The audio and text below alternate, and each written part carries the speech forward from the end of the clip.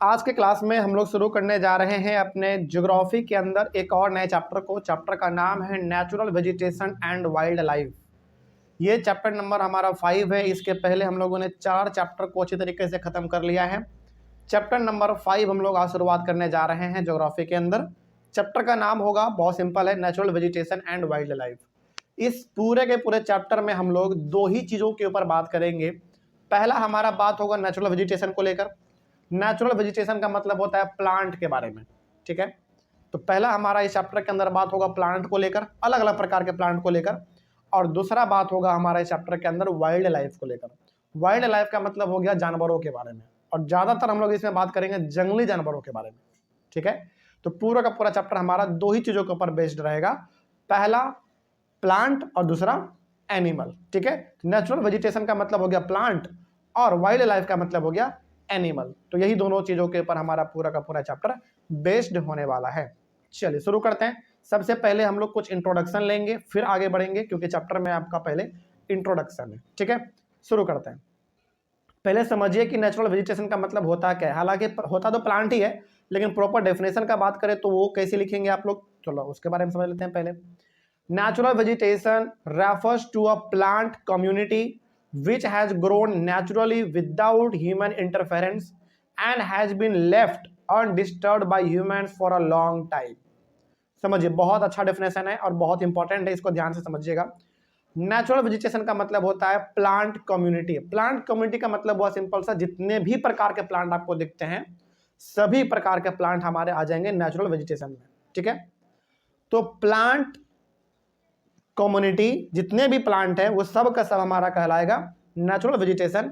लेकिन ऐसे प्लांट जो नेचुरली ग्रो किए होंगे, मतलब उसमें ह्यूमन बीइंग का कोई इंटरफेरेंस नहीं होगा। मतलब प्लांट का सारा प्रकार का प्लांट जो अपने से उगा होगा, नेचुरली उगा होगा, उसमें ह्यूमन बीइंग का कोई हाथ नहीं है और ह्यूमन बीइंग उसको लंबे समय से टच तक नहीं किया है। इसी चीज को हम लोग कहेंगे नेचुरल वेजिटेशन। कोई डाउट इसमें? तो नेचुरल वेजिटेशन का सिंपल सा मतलब हो गया प्लांट के बारे में बात हो रहा है, और ऐसे प्लांट के बारे में बात हो रहा है जो कि नेचुरली उगे होंगे, अपने आप उगे होंगे, उसमें उसको उगाने में ह्यूमन बीइंग का कोई हाथ नहीं होगा और ह्यूमन बीइंग उसको लंबे समय से टच तक नहीं किया। टच तक नहीं किया इसका मतलब हो गया कि लंबे समय तक ह्यूमन बीइंग उसको काटा भी नहीं है, उसके तरफ गया भी नहीं है। इस प्रकार के प्लांट को हम लोग कह देंगे नेचुरल वेजिटेशन। और ये जनरली एक प्लांट नहीं होता है, इसके जंगल होते हैं बड़े बड़े, है ना। उसी को हम लोग कह देंगे नेचुरल वेजिटेशन, ठीक है। आगे, तो नेचुरल वेजिटेशन का सिंपल सा मतलब आप ये भी बोल सकते हैं कि बड़े लेवल का जंगल, जिस जंगल को उगाने में ह्यूमन बीइंग का कोई हाथ नहीं है। सिंपल आप इसको ऐसे ही बोल सकते हैं, ठीक है। आगे, natural vegetation is also known as virgin vegetation. Natural vegetation का मतलब आप इसको अलग नाम से बोला जाता है, विर्जिन वेजिटेशन भी आप इसको बोल सकते हैं, कोई दिक्कत नहीं है, दोनों बोला जाता है। तो इसको याद रखिएगा कि natural vegetation is also known as virgin vegetation. कई बार एक नंबर या फिर एमसीक्यू वगैरह में इसको पूछ लिया जाता है। अगला है हमारा वाइल्ड लाइफ। चलिए इसको जरा समझते हैं क्या है। Wild life refers to an animal community that live और grow naturally in the wild without human interference. Natural vegetation का मतलब हुआ प्लांट कम्युनिटी, जिसमें ह्यूमन बीइंग का कोई हाथ नहीं होगा उसको ग्रो करने में। उसी प्रकार से वाइल्ड लाइफ का मतलब होता है एनिमल कम्युनिटी, जिसको बड़ा करने में ह्यूमन बीइंग का कोई हाथ नहीं होगा, वो नेचुरली ग्रो कर जाएंगे। कहने का मतलब सिंपल से ये बात कर रहा है जंगली जानवर के बारे में। कोई डाउट इसमें? क्या लायन, टाइगर वगैरह, क्या इसके बचपन से लेकर उसके बड़े होने तक का क्या उसमें हमारा कोई हाथ होता है क्या? नहीं, ये अपने आप ग्रो करते हैं। इसके माता पिता इसको खुद ग्रो करवा देते हैं। समझ में आ रही है बात? तो नेचुरल वेजिटेशन का मतलब सिंपल सा प्लांट कम्युनिटी के बारे में बात होगा, और वाइल्ड लाइफ का मतलब सिंपल सा एनिमल कम्युनिटी के बारे में बात होगा, जिसमें ह्यूमन बीइंग का कोई इंटरफेरेंस नहीं होना चाहिए, ठीक है। आगे बात करते हैं। अगला हमारा है फ्लोरा और फाउना। ये दोनों टर्म भी बहुत इस्तेमाल होता है ज्योग्राफी में खास करके। तो पहले फ्लोरा का मतलब समझते हैं। The term flora is used to denote plants of a particular region और पीरियड। किसी जगह पर यदि प्लांट है तो उस प्लांट को हम लोग फ्लोरा कह देंगे। क्या कह देंगे? फ्लोरा। कोई डाउट इसमें? जैसे हमारे कोचिंग के सामने भी प्लांट है, तो उस प्लांट को हम लोग क्या बोल देंगे? फ्लोरा बोल देंगे। तो प्लांट का मतलब हो गया फ्लोरा, या फिर फ्लोरा का मतलब प्लांट। सिंपल सा बात है, ठीक है। उसी प्रकार से हमारा फाउना है। The term fauna is used to denote animals for of a particular region और पीरियड। किसी जगह पर यदि एनिमल है तो उस एनिमल को हम लोग फाना बोल देंगे। सिंपल सा आप इसको याद रखिए, फ्लोरा का मतलब प्लांट और फाउना का मतलब एनिमल, सिंपल। ठीक है, आगे कुछ और पॉइंट है और बात करते हैं हम लोग इसमें। अगला पॉइंट है, our country India is one of the 12 mega biodiversity countries of the world. मतलब पूरी दुनिया में हमारा कंट्री यानी कि इंडिया 12वें नंबर पे आता है बायोडाइवर्सिटी के मामले में। बायोडाइवर्सिटी के मामले का मतलब हो गया प्लांट और एनिमल के मामले में हमारा कंट्री 12वें नंबर पे है, जो कि अच्छी बात है। थोड़ा और ऊपर आ जाए तो और बढ़िया रहेगा हमारे लिए, है ना, क्योंकि जिस हिसाब का इंडिया का पॉपुलेशन है, जिस प्रकार का यहाँ पे गाड़ी फैक्ट्री वगैरह है, उस हिसाब से यदि यहाँ पे प्लांट एनिमल थोड़ा ज़्यादा हो तो और बढ़िया रहेगा। ठीक है, लेकिन 12वें नंबर पे है तो फिर भी हम लोगों को प्राउड करने की बात है इसमें। ठीक है, आगे, India occupies 10th place in the world and 4th place in Asia in plant diversity of about 47,000 plant species. ये बहुत इंपॉर्टेंट डाटा, ध्यान रखिएगा।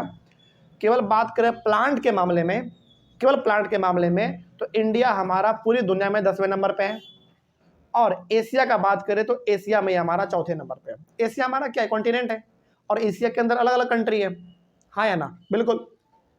तो पूरे वर्ल्ड का बात करें तो पूरे वर्ल्ड में हमारा इंडिया 10वें स्थान पे है प्लांट के मामले में, और केवल एशिया का बात करें तो एशिया जो है वो, एशिया में इंडिया हमारा 4थे स्थान पे है प्लांट के मामले में।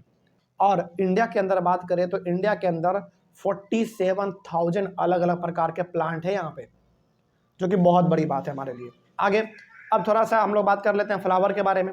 India has about 15,000 flowering plants which account for 6% of the world's total number of flowering plants. India flowering plant के मामले में, फ्लावरिंग प्लांट मतलब ऐसे प्लांट जो फ्लावर देते हैं, है ना, तो फ्लावरिंग प्लांट के मामले में इंडिया कितने स्थान पे है, सॉरी स्थान नहीं, कितने परसेंट है इंडिया के पास फ्लावरिंग प्लांट, 6% है पूरी दुनिया का, जो कि बहुत बड़ी बात है। मतलब पूरी दुनिया में यदि 100% फ्लावरिंग प्लांट है तो 100% का फ्लावरिंग प्लांट अकेला 6% कहाँ पे है, केवल इंडिया में है। बस ये तो 6% के मामले में हो गया। नंबर के मामले में बात करें तो इंडिया के पास 15,000 अलग अलग प्रकार के फ्लावरिंग प्लांट है, ये भी बहुत बड़ी बात है हमारे लिए। आगे, India has about 89,000 species of animals. Animal के मामले में बात करें तो इंडिया के पास 89,000 अलग अलग स्पीसीज के एनिमल हैं। इसमें हमारे एनिमल बड़े से बड़े और छोटे से छोटे सब इंक्लूड है। ठीक है, आगे, इसमें से आपको आपके मन में सवाल आ रहा होगा कि सर इतने सारे एनिमल्स तो हमने कभी देखे भी नहीं है। सही बात है, कहाँ से देख पाएंगे हम लोग, क्योंकि इसमें से अधिकतर एनिमल तो आपको जंगलों में दिखता है, और क्या हमारे अंदर वो इतना हिम्मत है कि अकेले जंगल में जा सके बिल्कुल भी नहीं। ठीक है, आगे, also India has a rich variety of fish in its fresh and marine waters. यहां तक कि इंडिया के पास फिश का भी अलग अलग वैरायटी है दोनों जगह पर। फ्रेश वाटर में भी, फ्रेश वाटर का मतलब हो गया आपका नदी, नाला। हालांकि आपके मन में सवाल फिर से आया होगा कि सर नाला फ्रेश वाटर होता है, नहीं होता है, लेकिन फिलहाल आप ये समझिए कि जो आपके इंडिया के बाउंड्री के अंदर आपको दिखता है उसको हम लोग फ्रेश वाटर बोल देंगे। जैसे तालाब, झील, पोखर, नदी, नाला, ये सब हम लोग बोल देंगे फ्रेश वाटर। ओके, हालांकि फ्रेश होता नहीं है, लेकिन फिर भी हम लोग इसको फ्रेश वाटर के कैटेगरी में डाल देते हैं। और मरीन वाटर का मतलब हुआ सिंपल सा समुद्र। ठीक है, तो इंडिया के पास समुद्र वाला भी पानी है, यानी कि नमकीन वाला भी पानी है, और फ्रेश वाटर भी है। तो इन दोनों का मिला के हमारे पास फिश का भी मात्रा बहुत ज़्यादा है। ठीक है, आगे उसके बाद है, this huge diversity in flora and fauna is due to the relief and climate. इतना ज़्यादा जो हमारे पास प्लांट का संख्या है, एनिमल का संख्या है, यह किस वजह से है, यहाँ के रिलीफ, रिलीफ का मतलब हुआ यहाँ के मिट्टी के वजह से है, यहाँ के पानी के वजह से है, यहाँ के क्लाइमेट के वजह से है, मतलब मौसम के हिसाब से है। देखो क्या लगता है आपको कि जिस प्रकार का प्लांट एनिमल जितने बड़े संख्या में इंडिया में है, क्या इतना ही बड़े संख्या में हर जगह पे हो सकता है क्या? नहीं, ये डिपेंड करेगा कि वहाँ का माहौल कैसा है। माहौल मतलब जमीन कैसा है, पानी कैसा है, खाने पीने का सुविधा वहाँ पे कैसा है, हवा कैसा है, वहाँ पे बारिश होता है कि नहीं होता है, ये सब कुछ डिपेंड करता है। तब जाकर आपको किसी जगह पर भारी मात्रा में प्लांट और एनिमल दोनों देखने को मिलता है। समझ में आ रही है बात? चलिए, तो इंडिया का क्लाइमेट बहुत अच्छा है, मिट्टी बहुत अच्छा है, पानी बहुत अच्छा है, मौसम भी यहाँ का मॉडरेट रहता है, ठीक ठाक रहता है। सर्दी गर्मी सब यहाँ पे देखने को बराबर दिख जाता है। तो कहने का मतलब इंडिया का क्लाइमेट ठीक ठाक है, इसके वजह से यहाँ पे अच्छे मात्रा में प्लांट और एनिमल दोनों दिख जाता है हम लोग को। ठीक है, चलिए ये टॉपिक हमारा कंप्लीट होता है। अगला है हमारा टॉपिक रिलीफ, इसके बारे में हम लोग अपने अगले वाले क्लास में डिस्कस करेंगे। Thank you very much. Next topic है रिलीफ। हम लोगों ने पिछले वाले क्लास में डिस्कस किया था कि इंडिया के पास प्लांट का भी कोई कमी नहीं है, एनिमल का भी कोई कमी नहीं है। मतलब इंडिया के पास प्लांट और एनिमल दोनों का संख्या बहुत ज़्यादा है। और हमने ये भी बताया था कि ज़्यादा इसलिए है क्योंकि यहाँ का रिलीफ और क्लाइमेट बहुत अच्छा है। अब यहाँ पे हम लोग ये डिस्कस करेंगे कि रिलीफ क्या होता है और क्लाइमेट क्या होता है, क्योंकि रिलीफ और क्लाइमेट के वजह से ही इंडिया में इतने बड़े संख्या में एनिमल और प्लांट पाए जाते हैं। तो अब ये समझना पड़ेगा कि आखिर इतने बड़े लेवल पे जो प्लांट और एनिमल पाया जा रहा है उसके पीछे का रीजन है रिलीफ और क्लाइमेट। तो समझते हैं कि आखिर रिलीफ क्या होता है, क्लाइमेट क्या होता है। चलिए रिलीफ में हम लोग दो चीज़ों के बारे में बात करेंगे। पहला बात करेंगे लैंड और दूसरा बात करेंगे सॉइल। लैंड का मतलब जमीन कैसा है और सॉइल का मतलब हम लोग बात करेंगे इसमें मिट्टी कैसा है। ठीक है, चलिए शुरू करते हैं। Land affects the natural vegetation directly and indirectly. बात करें हम लोग जमीन का, तो जमीन बहुत बड़ा रोल प्ले करता है किसी भी जगह पर पाया जाने वाला नेचुरल वेजिटेशन। मतलब यदि जमीन अच्छा होगा तो ऑब्वियस ही बात है पेड़ पौधे वहां पे अच्छे उगेंगे। इंडिया में यदि पेड़ पौधा इतना ज्यादा है, इसका साफ मतलब है कि इंडिया का लैंड यानी कि मिट्टी बहुत अच्छा है। ठीक है, डायरेक्टली और इनडायरेक्टली दोनों तरीके से हमारा अफेक्ट करता है नेचुरल वेजिटेशन को। कौन करता है? लैंड करता है। इसको आप सिंपली ऐसे भी बोल सकते हैं कि यदि लैंड अच्छा होगा यानी कि जमीन अच्छा होगा तो ऑब्वियस ही बात है यहाँ पे प्लांट भी अच्छे उगेंगे। सिंपल सा बात है। आगे, the nature of land influences the type of vegetation. मतलब यहाँ पे जो जमीन है वो किस प्रकार का है, उसका नेचर मतलब किस प्रकार का है, वो भी डिपेंड मतलब वही डिसाइड करेगा कि यहाँ का वेजिटेशन कैसा होगा, अच्छा होगा खराब होगा। सिंपल सा आप इसमें ये बोल सकते हैं कि यदि जमीन अच्छा होगा तो यहाँ का पेड़ पौधा भी अच्छा होगा। सिंपल। ठीक है, ये हो गया हमारा लैंड के बारे में। अगला है सॉइल यानी कि मिट्टी। Soil varies from place to place. देखो जमीन तो पूरे इंडिया में आपके पास, मतलब पूरे इंडिया में आपके पास जमीन है, लेकिन जो मिट्टी है वो अलग अलग जगह पर अलग अलग प्रकार का है। किसी जगह पर मिट्टी बहुत उपजाऊ है, किसी जगह का मिट्टी बहुत खराब है, वहां पे खेती हो ही नहीं सकता। तो मिट्टी अलग अलग जगह का अलग अलग प्रकार का है, यानी कि वो प्लेस टू प्लेस डिपेंड करता है। उसके बाद different types of soils provide different types of vegetation. अलग अलग प्रकार का मिट्टी होगा तो अलग अलग प्रकार का वहां पे आपको पेड़ पौधे भी देखने को मिलेंगे। ऐसा नहीं है कि पूरे इंडिया में आपको हर जगह पर पेड़ पौधा एक ही प्रकार का दिखता है, बिल्कुल नहीं। आप साउथ इंडिया जाओगे वहां पे आपको केला का और नारियल का पेड़ ज्यादा दिखेगा क्योंकि वहां का मिट्टी उस टाइप का है। उसी प्रकार से आप हमारे बिहार में देखेंगे तो यहाँ पे लीची आम वगैरह बहुत होता है क्योंकि वहां का मिट्टी अलग है। उसी प्रकार से यदि आप राजस्थान जाएंगे तो वहां पे आपको बबूल का पेड़ बहुत दिखेगा क्योंकि वहां का मिट्टी उस प्रकार का है। तो कहने का मतलब जिस प्रकार का मिट्टी होगा उस प्रकार का वहां पे प्लांट भी देखने को मिलेगा। तो मिट्टी पे ही डिपेंड करेगा कि वहां का प्लांट कैसा होगा। ठीक है, आगे, the sandy soils of the desert support cactus and thorny bushes. यदि हम लोग बात करें डेजर्ट एरिया का यानी कि राजस्थान के साइड का, तो वहां पे सैंडी सॉइल होता है यानी कि बालू वाला मिट्टी होता है, और बालू वाले मिट्टी पे कैक्टस और थॉर्नी बुशेस ज्यादा होते हैं। मतलब कि कांटे वाले जो पेड़ होते हैं उधर वो ज्यादा होता है। क्यों ऐसा हुआ? क्योंकि वहां का जो मिट्टी का टाइप है उस प्रकार के प्लांट के लिए सुटेबल है। क्या लगता है आपको कि उसी प्रकार का कैक्टस आपको बिहार में दिख सकता है क्या? नहीं दिख सकता, उतने बड़े लेवल पे कभी हो ही नहीं सकता यहाँ पे, क्योंकि वैसा मिट्टी ही हमारे पास नहीं है।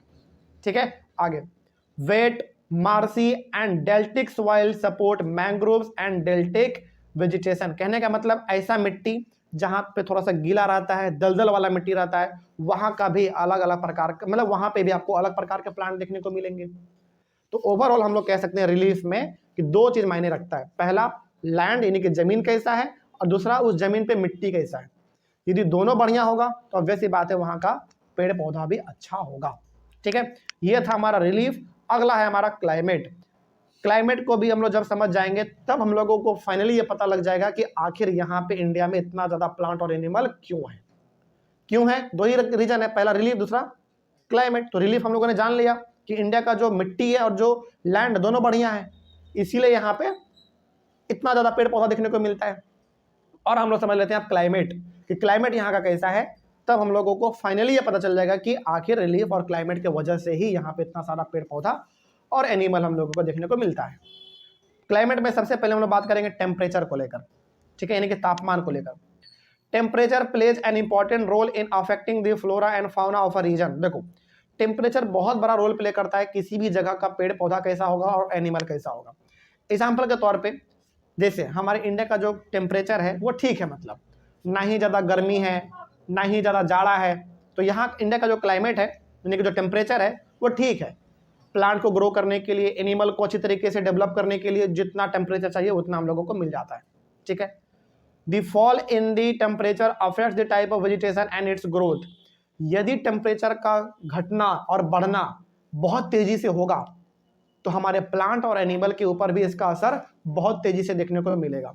लेकिन इंडिया का जो क्लाइमेट है यानी कि इंडिया का जो टेम्परेचर है वो ठीक है, ना ही ज़्यादा हाई है ना ही ज़्यादा लो है, मॉडरेट है। इसके वजह से ही यहाँ पे आपको इतना सारा प्लांट और एनिमल दोनों देखने को मिलता है। तो किसी जगह का प्लांट कैसा होगा, एनिमल कैसा होगा, उसमें सबसे बड़ा रोल यदि कोई प्ले करता है क्लाइमेट के अंदर तो वो क्या है, टेम्परेचर, ठीक है। अगला है हमारा फोटो पीरियड। फोटो पीरियड का मतलब हुआ सनलाइट। सनलाइट कितना पड़ता है उसके बारे में भी देखते हैं। देखो the variation in duration of sunlight at different places is due to differences in latitudes, altitude, season and duration of the day. देखो टेम्परेचर हर जगह पर है, कहीं पर टेम्परेचर लो है तो कहीं पर हाई है, लेकिन सवाल है कि उस जगह पर सनलाइट कितना पड़ता है। यदि सनलाइट किसी जगह पर नॉर्मल मात्रा में पड़ेगा, ना ही कम ना ही ज्यादा, तो वहां का प्लांट और एनिमल दोनों अच्छी तरीके से ग्रो करेंगे। जैसे मान लीजिए किसी जगह पे सनलाइट बहुत पड़ता है तो अब ऐसी बात है वहां पे प्लांट कभी ग्रो कर ही नहीं पाएगा, उगने से पहले वो मर जाएगा धूप के वजह से। उसी प्रकार से एनिमल भी ग्रो नहीं कर पाएगा, इतना सारा धूप वो बर्दाश्त कर नहीं पाएगा। तो यदि किसी जगह का सनलाइट वहां पे यदि ठीक आता है तो वहां पे वेजिटेशन और वाइल्ड लाइफ दोनों अच्छे होंगे, ठीक है। और सनलाइट डिपेंड करता है लैटिट्यूड पे, एल्टीट्यूड पे, सीजन पे, ड्यूरेशन ऑफ द डे पे, मतलब कि दिन में कितना घंटा वहां पे दिन रहता है, इन सभी पे डिपेंड करेगा सनलाइट, ओके। इस मामले में हमारा इंडिया फिलहाल ठीक है, इंडिया ठीक है लगभग यदि आप देखोगे सुबह से लेकर शाम तक यदि हम लोग बात करें तो लगभग आप कह सकते हो कि 9-10 घंटा हम लोगों को सनलाइट मिलता है। सुबह में थोड़ा ज़्यादा मिल जाता है, दोपहर में भी थोड़ा, मतलब सुबह थोड़ा कम रहता है, शाम में भी कम रहता है, लेकिन दोपहर में थोड़ा धूप ज़्यादा रहता है। एवरेज डे का यदि हम लोग बात करें नॉर्मल डे का तो यहाँ पे हम लोग कह सकते हैं कि सनलाइट इंडिया का लगभग ठीक है, ना ही कम है ना ही ज़्यादा है, नॉर्मल है। Due to longer duration of sunlight trees grow faster in summer. गर्मी में सबसे ज़्यादा पौधा ग्रो करता है, कभी भी आप गौर करना, गर्मी में सबसे ज़्यादा पौधा इसलिए ग्रो करता है क्योंकि सबसे ज़्यादा यदि सनलाइट का जरूरत पौधा को कभी पड़ता है तो गर्मी में पड़ता है, और गर्मी में उसको सनलाइट मिल भी जाता है। तो गर्मी के समय में सनलाइट ज़्यादा मिलने की वजह से प्लांट ज़्यादा ग्रो करता है। अब इसका मतलब ये नहीं है कि सनलाइट मिल रहा है तो प्लांट जल ही जाएगा, नहीं, नॉर्मल टेम्परेचर मिलना चाहिए, जितना मिलना चाहिए उतना यदि उसको मिल रहा है तो अच्छी तरीके से वो ग्रो कर जाएगा, ठीक है। आगे विंटर के समय में अक्सर ऐसा देखा गया कि प्लांट का ग्रोथ बहुत कम होता है क्योंकि सनलाइट अच्छे से मिल नहीं पाता है। समर के महीने में अच्छा ग्रो कर जाता है। अगला हमारा है प्रिसिपिटेशन। प्रिसिपिटेशन का मतलब हो गया रेनफॉल, बरसात, ठीक है। और बरसात आप ना बोल के यहाँ पे वाटर भी बोल सकते हैं, ठीक है। आगे देखते हैं इसमें क्या लिखा हुआ है। Areas of heavy rainfall have more dense vegetation as compare to other areas of less rainfall. मतलब जहाँ पे पानी भरपूर मात्रा में होगा वहां पे प्लांट का कोई कमी नहीं होगा। पानी का मतलब केवल बरसात नहीं समझ सकते हैं आप, पानी का मतलब आप नदी का भी पानी समझ सकते हैं, तालाब का भी पानी समझ सकते हैं। तो जहां पे पानी का मात्रा ठीक होगा, ना ही कम ना ही ज्यादा, वहां पे भी आपको पेड़ पौधे ज्यादा देखने को मिलेंगे, ठीक है। ये हो गया हमारा। तो इसी के अंदर हम लोगों को एक चीज और डिस्कस करना है, इंपॉर्टेंस ऑफ फॉरेस्ट, यानी कि जंगल का क्या इंपॉर्टेंस है। उसके बाद मेरे हिसाब से टॉपिक खत्म हो जाएगा। हाँ अच्छा, इंपॉर्टेंस ऑफ फॉरेस्ट यानी कि जंगल हमारे लिए कितना इंपॉर्टेंट है हम लोग बात करेंगे। लेकिन अब आपको पता चल गया होगा कि हमारे इंडिया में इतना सारा प्लांट और एनिमल है तो उसके पीछे मात्र कितना रीजन है, 2 रीजन, एक रिलीफ और दूसरा क्लाइमेट। रिलीफ के अंदर लैंड और सॉइल, और क्लाइमेट के अंदर पहला आपका सनलाइट, मतलब टेम्परेचर, पहला टेम्परेचर, दूसरा सनलाइट और तीसरा रेनफॉल यानी कि पानी। तो यदि कहने अब ओवरऑल पूरा यदि हम लोग बात करें तो यदि किसी जगह का जमीन, मिट्टी, टेम्परेचर, सनलाइट और रेनफॉल अच्छा होगा तो वहां पे प्लांट और एनिमल दोनों अच्छी तरीके से ग्रो करेंगे। अब समझ में आया कि इंडिया में इतना सारा प्लांट और एनिमल क्यों है, इसी की वजह से है। चलिए एक छोटा सा टॉपिक है उसको भी हम खत्म कर लेते हैं। इंपॉर्टेंस ऑफ फॉरेस्ट, जंगल का इंपॉर्टेंस। पहला है forest are renewable resources and plays a major role in enhancing the quality of environment. पहला बात तो जो जंगल है वो रिन्यूएबल रिसोर्स है, मतलब जंगल कभी खत्म हो ही नहीं सकता। ये खुद से बर्बाद होता है और खुद से दोबारा डेवलप कर जाता है, तो ये बार बार रिन्यू होता रहता है और ये बहुत बड़ा रोल प्ले करता है आपके एनवायरनमेंट को क्वालिटी, आपके एनवायरनमेंट वातावरण के क्वालिटी को बढ़ाने में। यदि आप पृथ्वी से सारे जंगल को गायब कर दें तो हम लोगों को मरने में मुश्किल से एक दिन का समय भी नहीं लगेगा। तो आपके एनवायरनमेंट में पोल्यूशन कम रहे, बहुत आपका एनवायरनमेंट साफ सुथरा रहे, इसके लिए जंगल बहुत बड़ा रोल प्ले करता है। अगला, forest modify local climate, control soil erosion, regulate stream flow, support a variety of industries and provide livelihood for many communities. तो जंगल और क्या करता है, जंगल आपके आसपास के क्लाइमेट को मॉडिफाई करता है। मॉडिफाई करने का मतलब उसको सुधारने का काम करता है। सॉइल इरोजन का मतलब हो गया मिट्टी को बहने से रोकता है, पानी में बिल्कुल नहीं बहने देता। स्ट्रीम फ्लो को रेगुलेट करता है।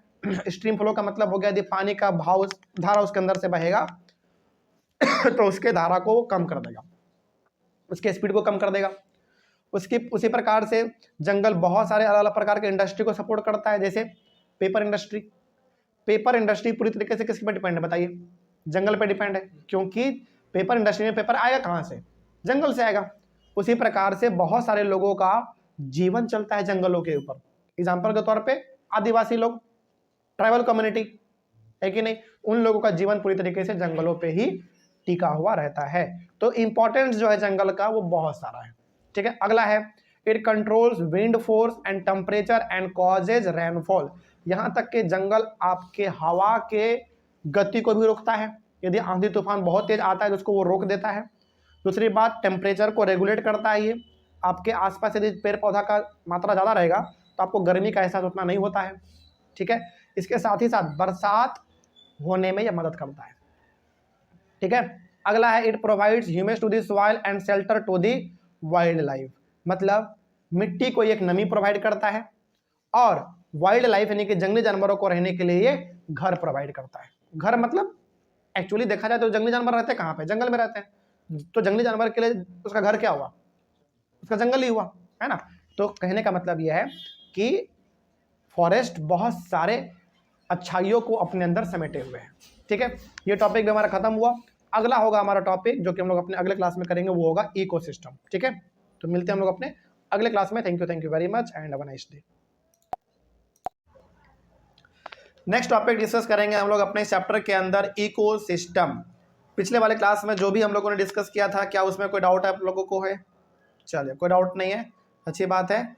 और पिछले वाले क्लास में बेसिकली हम लोगों ने डिस्कस किया था दो चीज़ों को लेकर। पहला हमारा क्लाइमेट था, पहला हमारा रिलीफ था। एक बार याद दिलाते हैं आप लोगों को, रिलीफ था। रिलीफ के अंदर हम लोगों ने डिस्कस किया था लैंड और सॉइल। उसके बाद क्लाइमेट था, क्लाइमेट के अंदर हम लोगों ने डिस्कस किया था टेम्परेचर, फोटो पीरियड यानी कि सनलाइट, और तीसरा था हमारा प्रेसिपिटेशन यानी कि रेनफॉल। इतना कुछ डिस्कस करने के बाद हम लोग अपने इस चैप्टर को आगे बढ़ाते हुए आज एक और टॉपिक डिस्कस करेंगे जिसका नाम होगा इकोसिस्टम। छोटा सा टॉपिक है, इसको खत्म करने के बाद अगला टॉपिक भी स्टार्ट कर लेंगे हम लोग, टाइप्स ऑफ वेजिटेशन। तो इकोसिस्टम पहले हम लोग समझेंगे होता क्या है, फिर आगे बढ़ेंगे। इकोसिस्टम का यहाँ पे डेफिनेशन लिखा हुआ है कि all the plants and animals in an area are interdependent and interrelated to each other in their physical environment, thus forming an ecosystem। कहने का सिंपल सा मतलब यहाँ पे ये है, किसी भी एरिया में जो भी प्लांट है, जो भी एनिमल है, सब एक दूसरे के ऊपर इंटर रिलेटेड है, मतलब सबको एक दूसरे का जरूरत है, सब आपस में इंडिपेंडेंट है, मतलब इंटरडिपेंडेंट है। और इस तरीके का जो एक माहौल बनता है उसी माहौल को हम लोग कहते हैं इकोसिस्टम।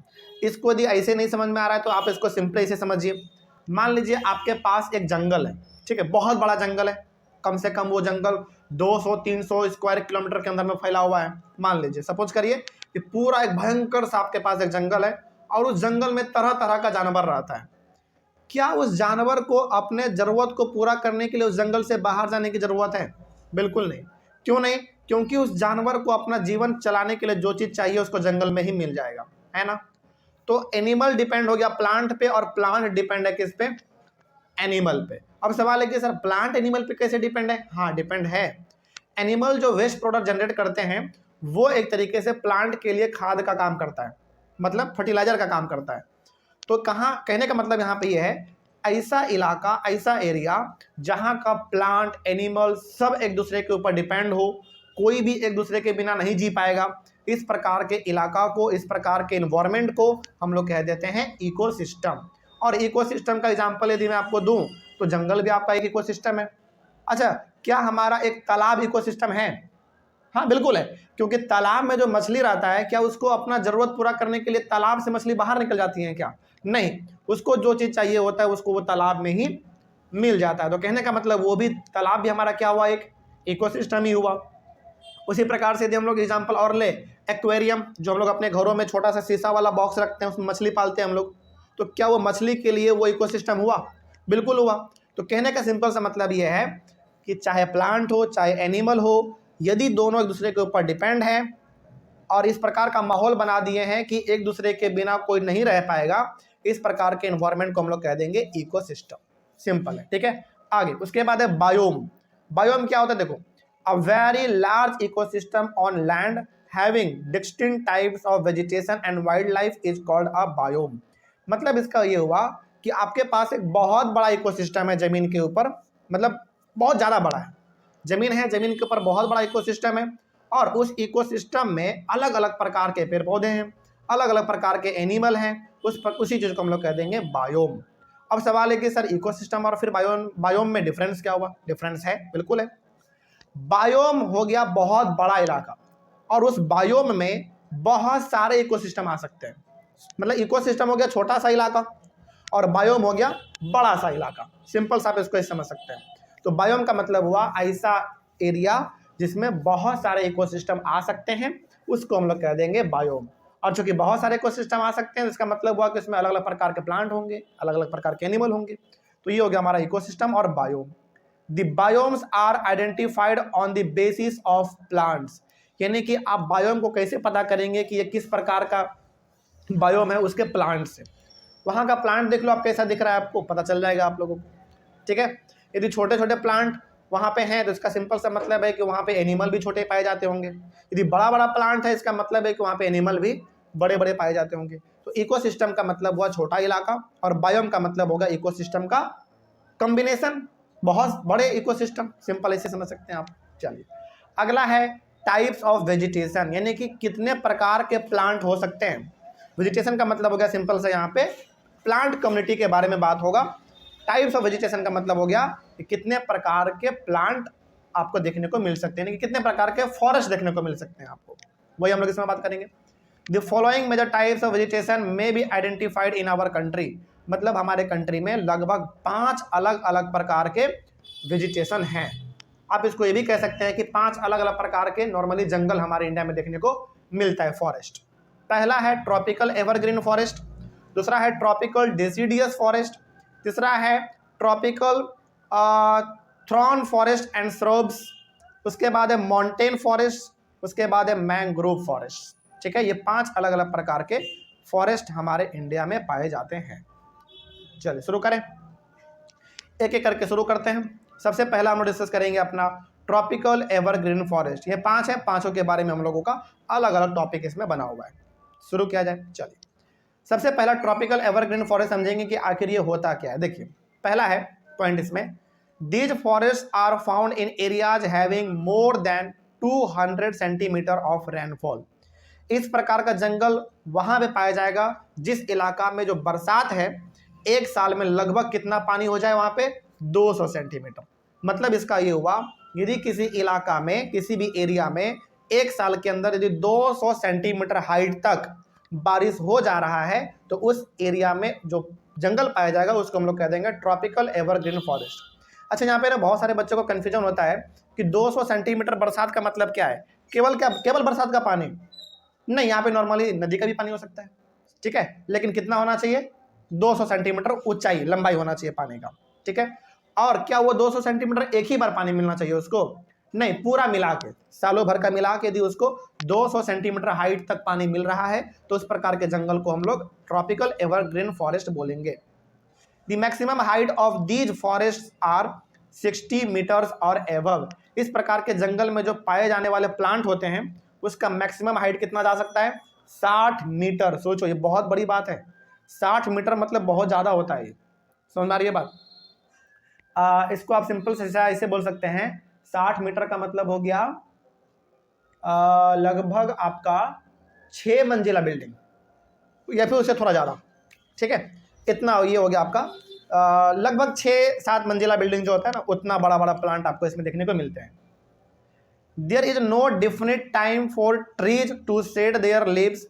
इस प्रकार के जंगलों में कोई समय नहीं होता फिक्स कि कब प्लांट अपना सारा पत्ता नीचे गिराएगा। जैसे नॉर्मली हमारे जैसे जाड़े के समय में क्या होता है, ऑटम के समय में जनरली मतलब पतझड़ के समय में प्लांट अपने पत्तों को नीचे गिरा देता है ना, फिर नए प्लांट उस मतलब नए लीफ उसमें आते हैं, नए पत्ते आते हैं। लेकिन इसमें कोई खास समय है नहीं कि कब प्लांट अपने सारे लीफ को नीचे गिराएगा, नया लीफ उसमें आएगा, इसमें कोई खास समय नहीं है। जब मन होता है तब ऐसा हो जाता है, मतलब जब मन करेगा तब प्लांट का लीफ नीचे गिरेगा और उसमें नया लीफ आ जाएगा, ठीक है। आगे, some of the important trees of these forest are ebony, mahogany, rosewood, rubber and cinchona. ये अलग अलग प्रकार के इस फॉरेस्ट में पाए जाने वाले ट्री हैं जो कि इस जंगल में देखने को मिलेंगे। इसमें बहुत सारे ट्री के नाम ऐसे हैं जो हम लोग शायद पहली बार सुन रहे हैं, है ना। जैसे हमारे लिए नॉर्मल क्या है, मैंगो ट्री है, गुआवा ट्री है, तो ऐसा इसमें नहीं होता, इसमें कुछ अलग अलग प्रकार के प्लांट हैं। आगे, the common animals found in this forest are elephant, monkey, lemur, उसके बाद फिर deer and one horn rhinoceros. कहने का मतलब इसमें बड़े जानवर भी हैं और थोड़ा बहुत मीडियम साइज के भी जानवर हैं। क्यों नहीं होगा भाई, क्योंकि इतना बड़ा बड़ा प्लांट है। यदि प्लांट बहुत बड़े हैं तो वैसी बात है इसमें पाए जाने वाले एनिमल भी बड़े होंगे, ठीक है। आगे, besides these animals plenty of birds, bats, sloth, scorpions and snails are also found in these forests। इतने बड़े बड़े जानवर के अलावा इसमें छोटे छोटे भी कीड़े मकोड़े, उसी प्रकार से बर्ड यानी कि पक्षी वगैरह भी इसमें देखने को मिल जाता है। क्योंकि जंगल है तो होना ही है, पक्षी वगैरह तो होना ही है इसमें। These forests are found in Western Ghats, Lakshadweep island, Andaman and Nicobar island, Assam and Tamil Nadu coast. इस प्रकार के जंगल यदि आपको देखना है तो आप जा सकते हैं वेस्टर्न घाट। वेस्टर्न घाट का सिंपल सा मतलब हो गया इसमें आप जा सकते हैं कर्नाटक के समुद्र के बगल वाले इलाका में, कर्नाटक जा सकते हैं आप, गोवा जा सकते हैं, महाराष्ट्र जा सकते हैं, थोड़ा बहुत गुजरात भी जा सकते हैं, केरल जा सकते हैं, यानी कि जो वेस्ट वाले हिस्से में है, और वेस्ट में भी खास करके वो हिस्सा जो समुद्र के बगल में है वहाँ पे ऐसा जंगल देखने को मिल जाएगा। लक्षद्वीप आइलैंड पे दिख जाएगा, अंडमान निकोबार आइलैंड में दिख जाएगा, असम में दिख जाएगा, और तमिलनाडु के कोस्ट यानी कि तमिलनाडु का वो हिस्सा जो समुद्र के बगल में है वहाँ पे भी ये चीज़ जंगल देखने को मिल जाएगा। तो ये हो गया हमारा ट्रॉपिकल एवरग्रीन फॉरेस्ट। अगला है हमारा ट्रॉपिकल डेसिडियस फॉरेस्ट। इसको हम लोग अपने अगले वाले क्लास में डिस्कस करेंगे। कोई डाउट इसमें? चलिए मिलते हैं अगले क्लास में। Thank you very much. Next topic discuss करेंगे हम लोग अपने चैप्टर के अंदर ट्रॉपिकल डेसिडियस फॉरेस्ट। हम लोग डिस्कस कर रहे हैं अलग अलग प्रकार के वेजिटेशन जो इंडिया में पाए जाते हैं। पांच अलग अलग प्रकार के हैं, जिसमें हमारा पहला था ट्रॉपिकल एवरग्रीन फॉरेस्ट जिसको हम लोग डिस्कस कर चुके हैं अपने पिछले वाले क्लास में। उसके बाद ट्रॉपिकल डेसिडियस फॉरेस्ट जिसको हम लोग अभी डिस्कस करेंगे। उसके बाद tropical thorn forest and shrubs. उसके बाद होगा माउंटेन फॉरेस्ट। उसके बाद मैंग्रोव फॉरेस्ट, जिसमें से हमारा पहला था ट्रॉपिकल एवरग्रीन, ये हम लोग कर चुके हैं। अगला हम लोग डिस्कस करेंगे ट्रॉपिकल डेसिडियस फॉरेस्ट। शुरू किया जाए, चलिए देखेंगे ये किस प्रकार का जंगल होता है। शुरुआत करते हैं। पहला पॉइंट है इसमें, these forest are the most widespread forest of India. ये जो जंगल है ट्रॉपिकल डेसिडियस फॉरेस्ट, ये इंडिया में सबसे ज्यादा पाया जाता है और इंडिया के लगभग अधिकतर जगह पर यही जंगल फैला हुआ है। ठीक है, मतलब ये हुआ कि इंडिया में जितने अलग अलग प्रकार के जंगल दिखते हैं उनमें से सबसे ज्यादा जो जंगल है वो यही वाला है, ट्रॉपिकल डेसिडियस फॉरेस्ट। मतलब ये इंडिया में सबसे ज्यादा पाया जाता है, आप इसको ऐसे भी बोल सकते हैं। These forest are also called the monsoon forest. इस प्रकार के जंगल को हम लोग मॉनसून फॉरेस्ट के नाम से भी जानते हैं। याद रखिएगा, कई बार पूछा जाता है कि tropical deciduous forest is also known as monsoon forest, ठीक है, यानी कि ये जो जंगल है ये बरसात वाला जंगल है। कहने का मतलब ये हुआ कि इस प्रकार के जंगलों में बरसात बहुत ज्यादा होता है, ठीक है, बारिश। These forest are found in areas having rainfall between 200 centimeter and 70 centimeter. इस प्रकार का जंगल इंडिया में ज्यादातर आपको वहां पे देखने को मिलेगा जहां पे साल भर में बरसात 70 डिग्री सेल्सियस से लेकर 200 डिग्री सॉरी माय मिस्टेक, ये तो टेम्परेचर हो गया सॉरी 70 सेंटीमीटर से लेकर 200 सेंटीमीटर तक बरसात होता हो तो वहां पे ऐसा जंगल देखने को मिलेगा। हम इसके टेम्परेचर पे चले गए तो वो अलग चीज है, खैर उसके लिए सॉरी। तो कहने का मतलब ये ट्रॉपिकल डेसिडियस फॉरेस्ट जो है इंडिया में वहां देखने को मिलेगा जहां पे लगभग साल भर में बरसात कितना हो जाए 70 सेंटीमीटर से लेकर 200 सेंटीमीटर तक यदि बरसात वहां पे हो जाता है साल भर में मिला के तो वहां पे जंगल देखने को मिल जाता है। और नॉर्मली देखा जाए तो इंडिया का जैसा क्लाइमेट है उस हिसाब से लगभग 50% से ज़्यादा ही ऐसे जगह है इंडिया में जहाँ पे 70 सेंटीमीटर से लेकर 200 सेंटीमीटर तक बरसात हो जाता है, इसीलिए इंडिया में इसे ये वाला जंगल सबसे ज़्यादा पाया जाता है, ठीक है। आगे कहने का मतलब इस प्रकार के जंगल को ग्रो करने के लिए जितना पानी चाहिए उतना पानी लगभग इंडिया के हर कोने में मिल जाता है इसको। हाँ, थोड़ा बहुत नहीं मिल पाता है राजस्थान साइड तो वो अलग बात है, लेकिन 50% से ज़्यादा इलाके में इसको पानी मिल जाता है। The trees of this forest shed their leaves for about 6 to 8 weeks in dry summer। मतलब ड्राई समर का मतलब हुआ थोड़ा सा एकदम बहुत टाइट गर्मी, थोड़ा तगड़ा वाला गर्मी का समय जब आता है उस समय पर ये वाला जंगल लगभग 6 से 8 सप्ताह लेता है अपने पेड़ के सारे लीफ को नीचे गिराने में। मतलब ये हुआ कि गर्मी के समय में ये वाला जंगल अपने सारे लीफ को नीचे गिरा देता है, उसके बाद नया लीफ आता है, उसमें नया पत्ता आता है। और समय कितना लेता है पूरा अपने लीफ को गिराने में? 6 से 8 सप्ताह ये लेता है, लगभग आप कह सकते हैं कि 2 महीने के आसपास, ठीक है। आगे on the basis of the availability of water these forest are further divided into moist and dry deciduous. मतलब इस जंगल को हम लोगों ने 2 और अलग अलग कैटेगरी में बांट दिया है पानी के हिसाब से, इसको पानी किस हिसाब से मिलता है उस हिसाब से हमने इसको 2 अलग अलग कैटेगरी में और बांट दिया है। पहला है मॉइस्ट डेसिडियस और दूसरा होगा हमारा ड्राई डेसिडियस, ये भी हम लोग आगे बात करेंगे। कहने का सिंपल सा मतलब है कि ट्रॉपिकल डेसिडियस फॉरेस्ट को हम लोगों ने वाटर के बेसिस पे 2 अलग अलग कैटेगरी में बांट दिया है, ठीक है। पहला मॉइस्ट, दूसरा ड्राई। चलिए दोनों को भी समझते हैं। मॉइस्ट डेसिडियस क्या होता है पहले ये समझते हैं। Moist deciduous forests are found in areas having rainfall between 200 centimeter and 100 centimeter। Moist deciduous forest का मतलब हुआ ऐसा जंगल जहां पे बरसात लगभग 100 सेंटीमीटर से लेकर 200 सेंटीमीटर तक होता है, उस प्रकार के जंगल को हम लोग कह देंगे मॉइस्ट डेसिडियस। ध्यान रहे ये दोनों टाइप जो हम लोग पढ़ रहे हैं ये इसी का टाइप है, ठीक है। आगे तो मॉइस्ट डेसिडियस में बरसात कितना होना चाहिए साल भर में? 100 सेंटीमीटर से लेकर 200 सेंटीमीटर तक होना चाहिए, ठीक है। आगे teak is the most dominant species of this forest. Teak हमारा क्या होता है? एक प्लांट होता है, ओके।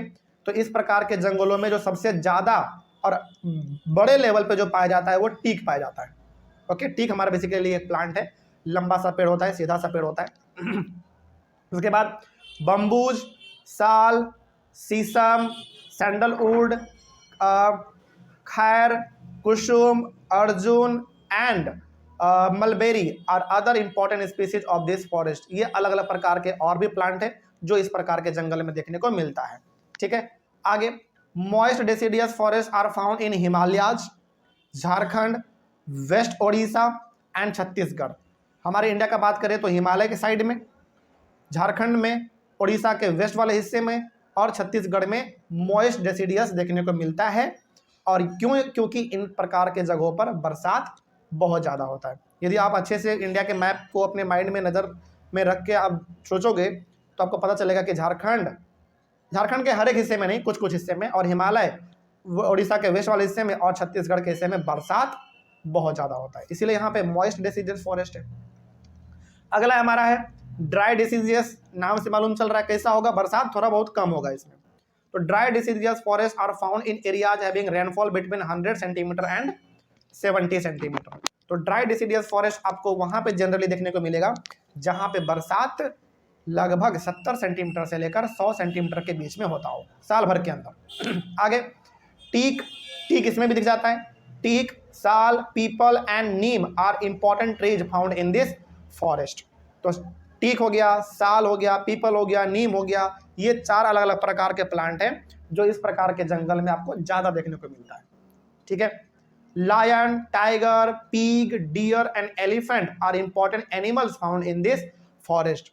तो हाथी, शेर, बाघ, सुअर, फिर से हिरन वगैरह जो इंपॉर्टेंट एनिमल है, जंगली जानवर जो हैं, वो इस प्रकार के जंगल में देखने को मिल जाता है।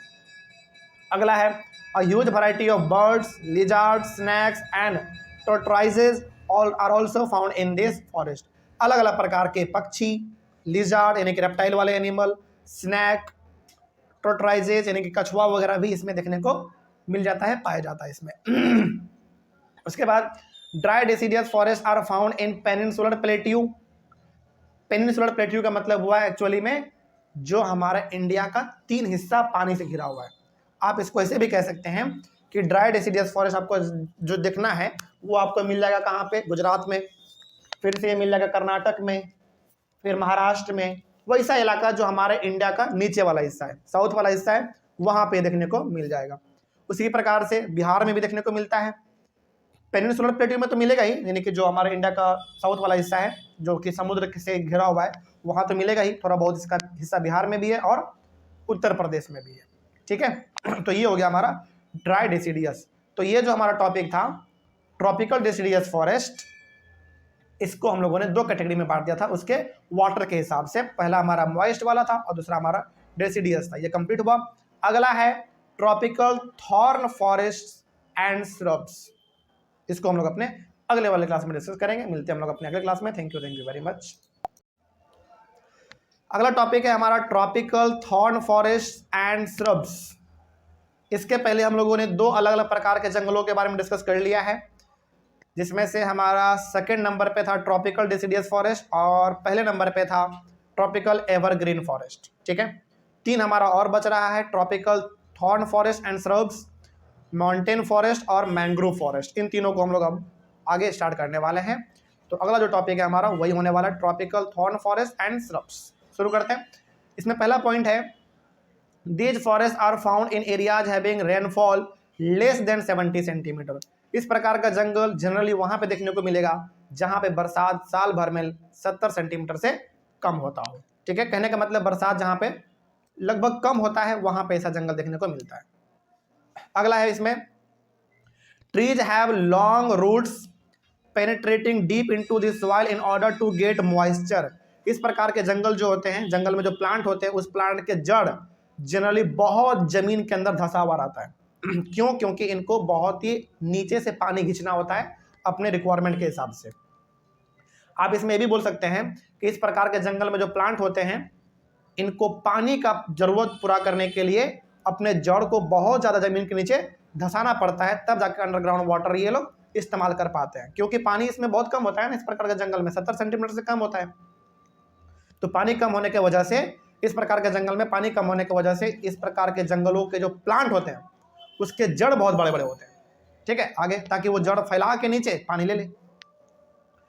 Leaves are mostly thick and small to minimize evaporation. इस प्रकार के प्लांट का जो लीफ होता है, जो पत्ता होता है, वो थोड़ा मोटा होता है और छोटा होता है। तो छोटा होगा लेकिन मोटा होगा ताकि एवापोरेशन जो होगा, माने कि पानी का जो लूज करना होगा वो कम हो सके। ऐसे इस प्रकार के जंगल में पानी कम है तो पानी ये क्या चाहेगा, कम एवोपरेट हो, इसीलिए इसका पत्ता जो थोड़ा सा मोटा और छोटा होता है।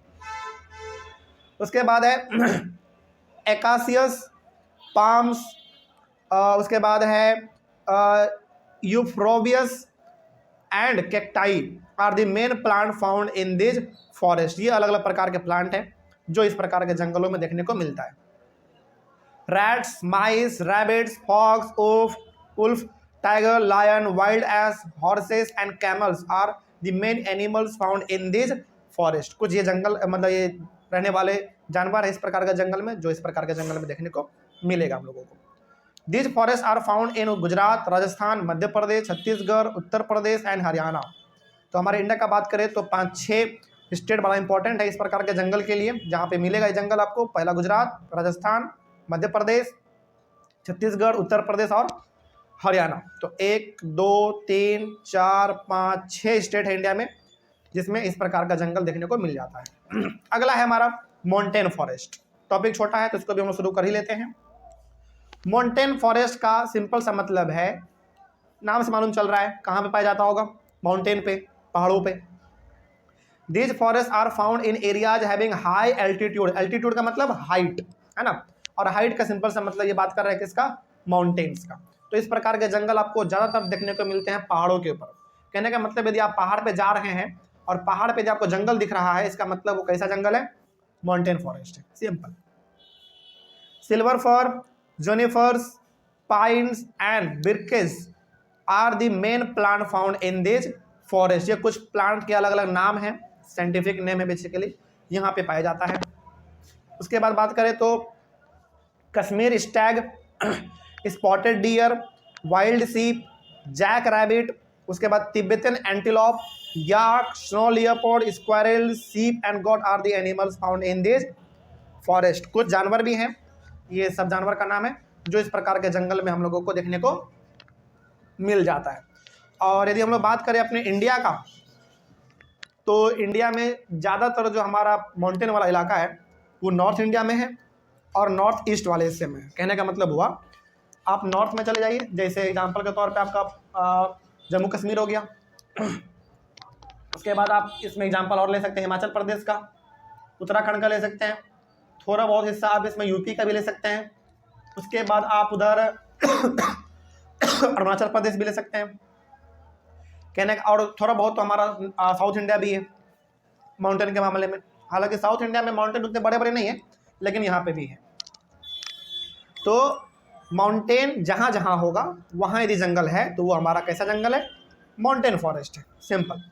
आगे, these forest are mainly found in mountainous region. इस प्रकार का जंगल जनरली कहाँ देखने को मिलेगा, माउंटेनियस रीजन में, जहाँ पे माउंटेन है, सिंपल। और हमारे इंडिया में ज़्यादातर जो माउंटेन है वो नॉर्थ और नॉर्थ ईस्ट में है, नॉर्थ और नॉर्थ ईस्ट में है, और थोड़ा बहुत हिस्सा जो है पहाड़ों का वो साउथ इंडिया में भी है। एग्जाम्पल के तौर पे आप केरला ले सकते हैं, तमिलनाडु ले सकते हैं, वहाँ पे छोटे मोटे पहाड़ हैं, बड़े बड़े नहीं है। अगला है हमारा जंगलों के टाइप में सबसे लास्ट वाला टाइप, वो है मैंग्रोव फॉरेस्ट। इसको समझते हैं क्या है, देखो। These forest are found in areas having coast. Coast का मतलब वाटर। इस प्रकार के जंगल आपको जनरली देखने को मिलेंगे समुद्र के बगल में। अब समुद्र के बगल में इसका सिंपल सा मतलब आप बोल सकते हैं केरला, तमिलनाडु, आंध्र प्रदेश, कर्नाटक, ये सब इलाका जो कि समुद्र के बगल में है, वहां पे ऐसा जंगल आपको देखने को मिलता है। Next point, roots of the plants submerged under water. इस प्रकार के जंगल में जो प्लांट होते हैं उसके जड़ जनरली वाटर में डूबे हुए रहते हैं क्योंकि समुद्र के बगल में होता है, पानी के बगल में होता है इस प्रकार का जंगल। तो जो प्लांट होते हैं उसके जड़ जनरली पानी के नीचे डूबे हुए रहते हैं, मतलब पानी का कोई कमी इस प्रकार के जंगल को नहीं होता है। Sundari trees, palm, coconut, keora and agar are the main plant found in this forest. ये कुछ अलग अलग प्रकार के प्लांट हैं जो इस प्रकार के जंगल में देखने को मिल जाता है। अगला एनिमल का बात करें तो royal Bengal tiger, turtles, crocodiles, gharials and snakes are common in this forest. इस प्रकार के जंगल में ये कुछ ऐसे जानवर हैं कुछ रेप्टाइल भी हैं, जैसे स्नेक आपका रेप्टाइल में आता है, ये सब हो गया जो इस प्रकार के जंगल में देखने को मिल जाता है।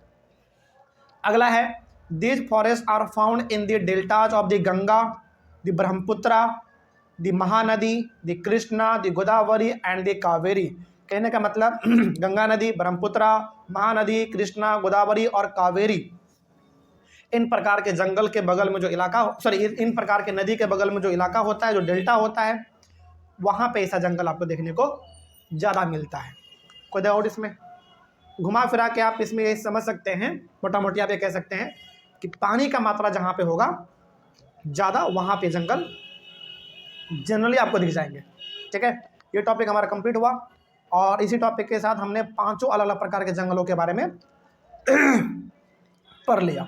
अगला हमारा वाइल्ड लाइफ, जिसको हम लोग अपने अगले वाले क्लास में कवर करेंगे। तो मिलते हैं हम लोग अपने अगले क्लास में। Thank you very much and have a nice day. इस चैप्टर के अंदर हमारा सबसे लास्ट टॉपिक है वाइल्ड लाइफ। इसके पहले तक हम लोगों ने सारे अलग अलग प्रकार के टॉपिक को डिस्कस कर लिया है। बेसिकली इसमें जो सबसे इम्पॉर्टेंट था वो था हमारा 5 अलग अलग प्रकार का जंगल। उतना ख़त्म करने के बाद मतलब ये चैप्टर हमारा 2 हिस्से में डिवाइड था।